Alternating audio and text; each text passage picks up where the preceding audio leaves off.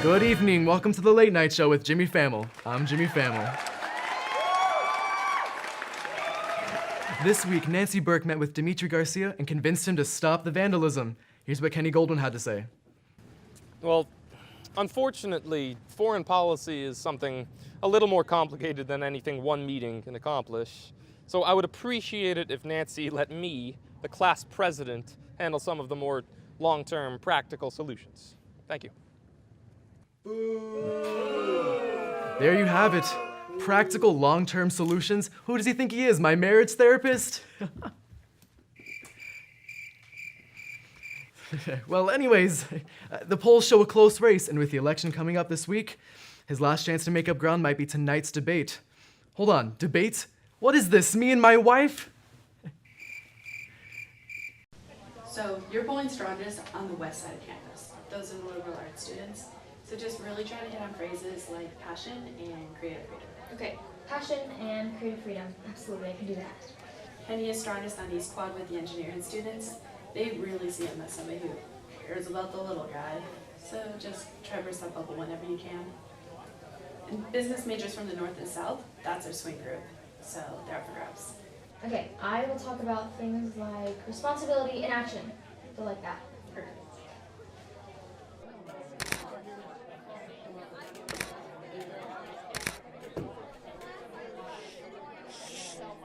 Hi, welcome to the 2018 SoCal State University Student Presidential Candidate Debate. We'll begin with opening statements, starting with Class President Kenny Goldwyn. Well, if you want to know my goals, they're the same they've always been since the start of this position. I've been in this job for a few years now, and I've learned that effective, long-term solutions don't come easy. They require time and thought. And I've dedicated myself to keeping majors from going overseas, funding awareness campaigns to make our campus a better place, and supporting our ROTC. Go Silkworms. Thank you. Nancy? Well, Thomas, I believe in giving people a chance. Every student matters, and every club matters, however small they may be. But above all else, I believe in action. Saying you can fix the problems in our school is one thing, but actually doing something, that's what counts. And last in the polls, but first in our hearts, is John Garrison. Hello, my name is John Garrison. Most of all, I want to say thank you for finally letting the third-party candidate onto the debate stage. Now, the most important part of democracy All right, John, thanks. My first question involves the campus petition to replace what many consider to be microaggressions in the current cafeteria menu with more racially sensitive terms. Such changes include changing Italian sub to Southern European meat sandwich, Belgian waffles to deep dish waffles, and French fries to multicultural potato singles.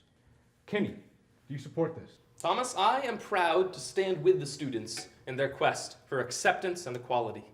Now, I know that such virtues might be unfamiliar to Nancy, who fraternizes with oppressive dictators such as Dimitri Garcia of Tyson University, but we're better than that. In fact, these language changes shouldn't stop at the menus. If you are in line and you hear someone say Belgian waffle, speak up. Tell them to cut it out. It's steps like these that will help us fulfill the dream of Dr. Martin Luther King Jr. Penny, to be frank, you're reminding me of Dimitri Garcia. We have to give people freedom of expression, otherwise we're just as good as a dictatorship. The students on our campus have produced such great art throughout the years. Where would this art be if we had quelled their creative freedom? As far as my fraternizing is concerned, it's impossible to reach a compromise if we don't meet with Tyson officials directly. That's why I was able to negotiate a peace agreement, and Kenny was not. I appreciate Nancy's points, but let me just say that I'm afraid we have to move on to our intermission. Please stay tuned. Hey, take it easy on me out there. Oh, you know, they say a political campaign's a really good way to show your voters your real personality.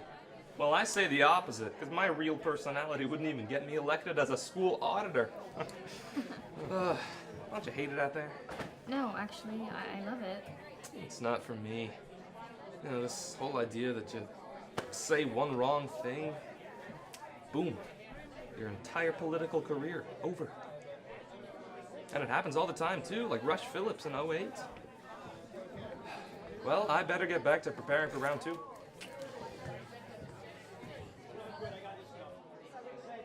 In the last year, 30 students were expelled for plagiarism. Are the current school plagiarism laws too harsh, too lax, or fine as is? Nancy, you may go first. Our goal is to break the cycle of plagiarism through. We will do this through something that rehabilitation. Using rehabilitation, we will break this cycle of plagiarism. You know how we eliminate plagiarism, Nancy? By throwing the plagiarizers out of the school. Now, we are not tough enough on crime in this school, Thomas. You know how I know? It's because there is still crime in this school. Now, the school senate, Nancy, they don't care about the average student. Nancy only cares about the criminals. And that makes 0 sense to me. And let us not forget that waffles and pancakes are equal. That they're both basically get along. Thomas, I think we both know that the both of us have always cared about the students.